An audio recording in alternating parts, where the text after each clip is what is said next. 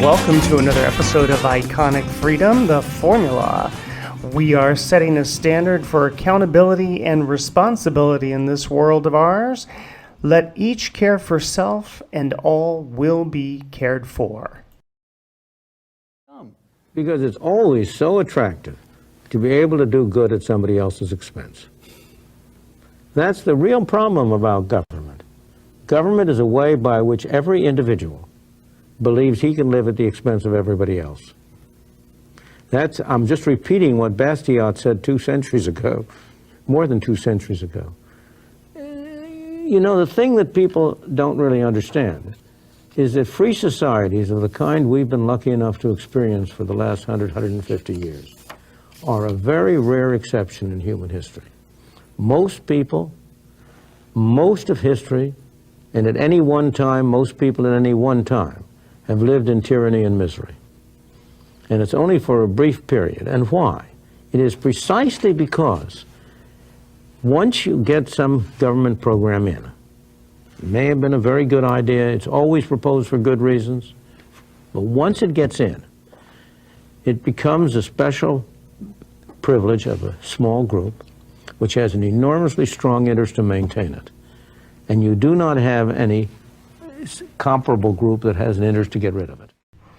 One of the things that I really like about his statement there, and I say this quite often to people, is that, there are those in this world that want to live a consequence-free lifestyle. Essentially, like he's saying, they just want to live at the expense of others. And it's not just a financial expense. In a sense, there is quite a bit of a financial expense in that way. You look at the current situation where President Biden is attempting to basically extort people, right, to buy votes by forgiving their loans, their school loans. But the reality is that, look, if you're an accountable person, you're a responsible person, you own the choice that you signed on the dotted line, you were going to borrow a certain amount of money for a particular point in time to which you would pay interest on that money for having the pleasure and the privilege and the opportunity to have borrowed that money and invest it as you need it. Then to turn around and say, well, now I don't want to pay the loan back and, I'm burdened too much, I can't live my life. It's like, well, what are all the other choices that you're doing in your life that prevent you from being able to do that? If you decided that you wanted to go to college to get a degree in basket weaving and you're realizing that, this day and age, there's really not a lot of call for that, perhaps your investment is a bad one. People see that in the market all the time. They'll buy a stock and the stock doesn't do well and then they take the loss. A lot of businesses will do the same thing. You open up a business, you start to sell your product or your service, and things don't go well, you wind up closing your doors, you realize that, there was not enough interest, there was not enough motivation of a free market to say, hey, we want your particular product or we want your particular service. I was talking to some friends about this during the week and some colleagues at work as well, that all of these things are a risk.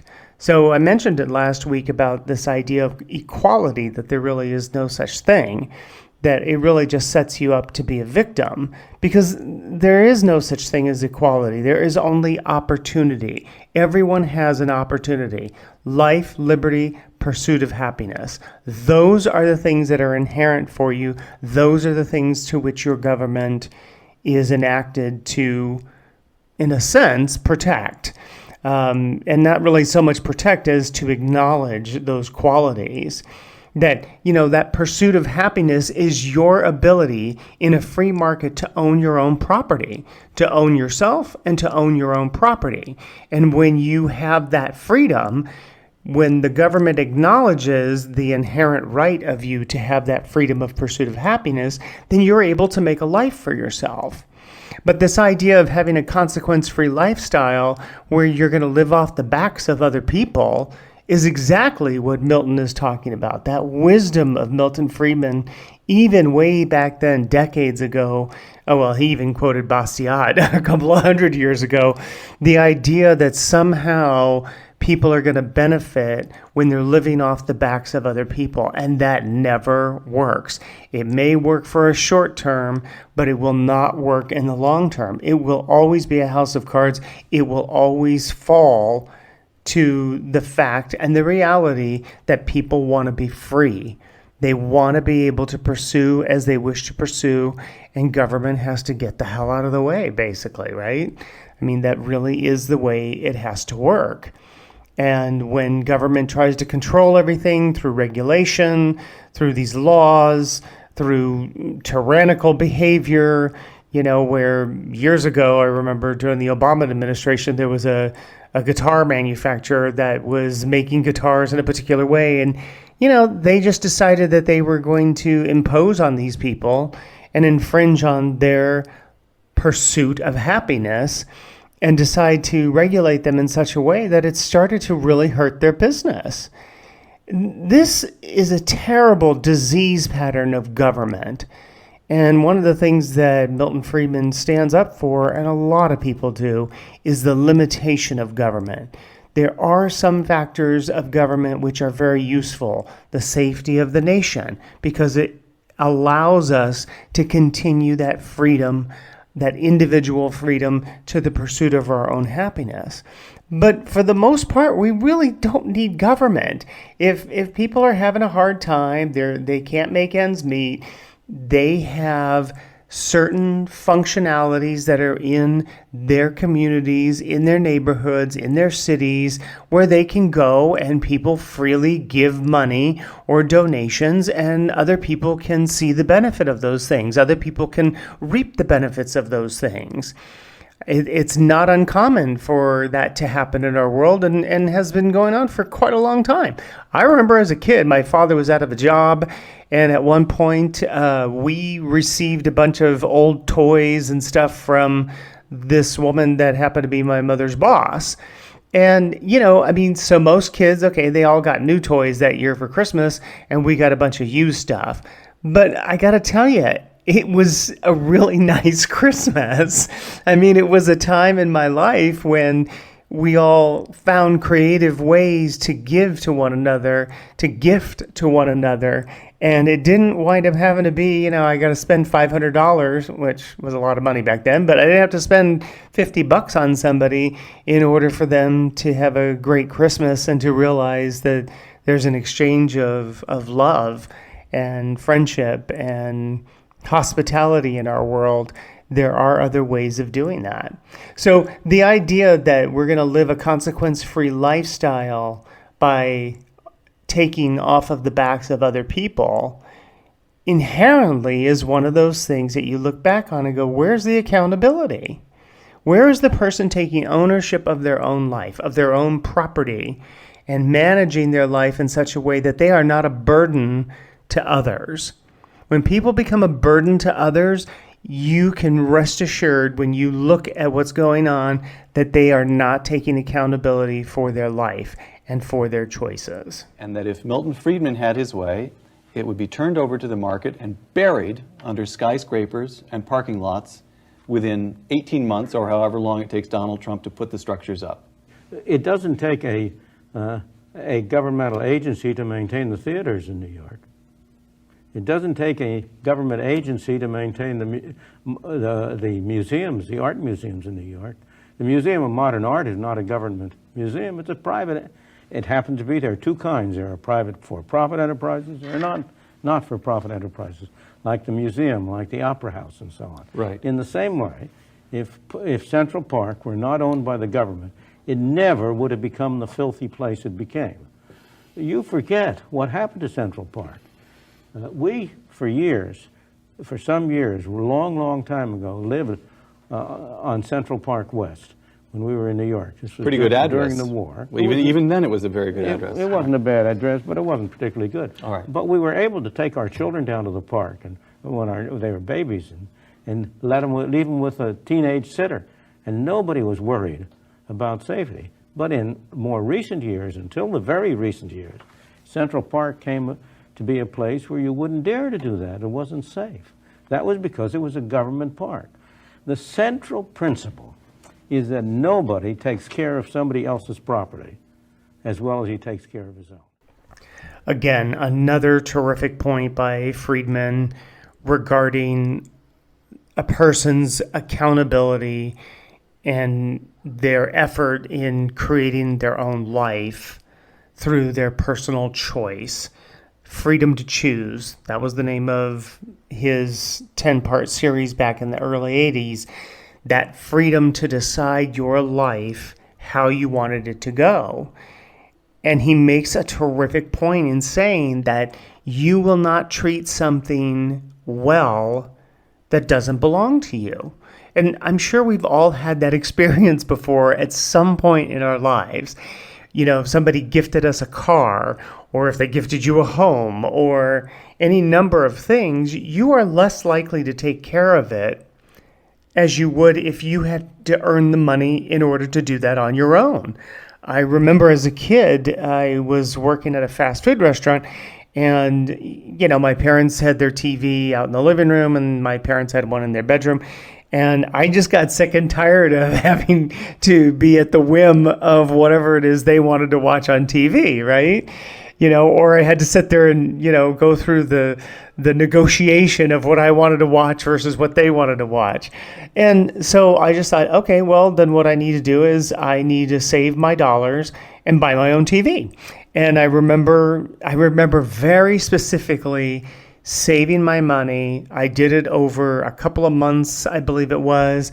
I put a few dollars away each time. And I remember my dad taking me to some appliance store when we lived down in San Diego, and I bought my own TV.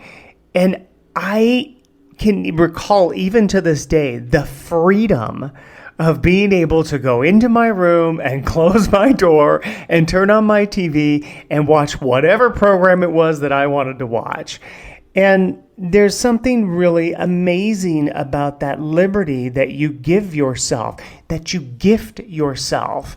And I took care of that TV. I mean, I think I was 15 or 16 when I got that TV.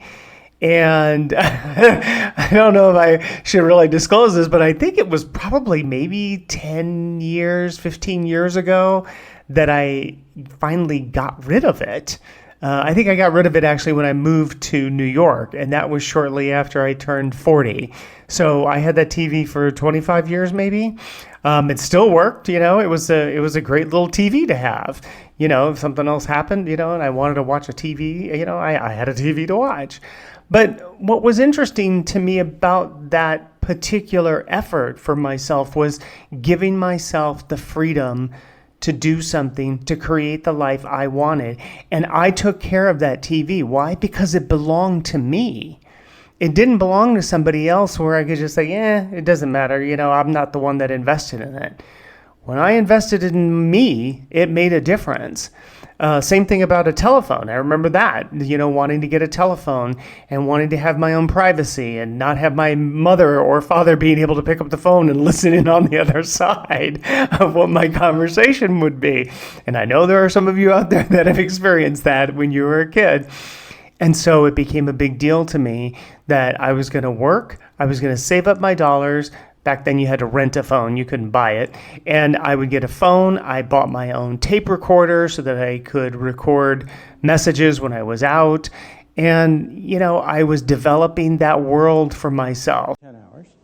In a full discussion, I would certainly agree with you that capitalism is not a sufficient condition for freedom. It's a necessary condition for freedom. I never said that wherever you had capitalism, you had freedom.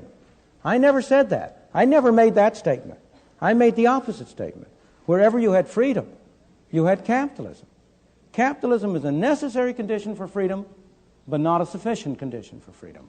In addition, you need relatively broad access to capital and a relatively free market. Again, relatively. You need competition. I usually refer to it as competitive capitalism to distinguish it from certain kinds of systems which have been capitalist and have all of the bad qualities that you described. But to circle back to this clip with Milton and this wisdom of understanding that when something belongs to you because you've paid for it, you've invested your time, your money, your energy, your exertion, your effort, you're going to treat it very differently. people that didn't really invest. I mean, when people get a school loan from the government, they're not really invested in it. Why? Because they didn't have to earn the money. They asked for it and they got it, and they're not on the other side of the deal where their portion of the deal was, now you're finished with school, now you're going to pay it back. And all of us who had school loans who, eventually wrote that check or paid that bill at the end and paid it off had a great sense of accomplishment. But if you're a person trying to live off the backs of others and to live a consequence-free lifestyle, well, you're not living a life of accountability and responsibility for your choices, right? So what does all of this stuff mean, right? We've listened to the wisdom of Milton Friedman for the last 3 podcasts. I did 4 podcasts listening to the beauty and wisdom of Christopher Hitchens. What do all these things mean? It's a way for us to understand life through other people's stories, for us to be able to listen and hear what they have to say, and then be able to pass it through the prism of our own understanding of what is owning my life, what is taking ownership of my life and being responsible for it, having that ability to respond. What does it mean to be accountable? What actions, concrete and specific, can I take with no harm to others, and to have that freedom to choose in order to create the life that I want to live? I have often said throughout the years that making one choice towards accountability, taking ownership of your life, ownership of your choices, can change your life on a dime in ways that you never knew possible, and freedom that you never knew existed. And we are at the end of another podcast. It goes so fast. Thank you so much for joining me on this Sunday. I wish you and your family a great and terrific Thanksgiving. Share this with your friends and family. You never know how it might help them. I'd be grateful if you would hit that like button for me. And if you have something you'd like me to cover, send me an email or put it in the comments below and I'll cover it when I'm able. Thanks so much, and we'll catch you on the next one.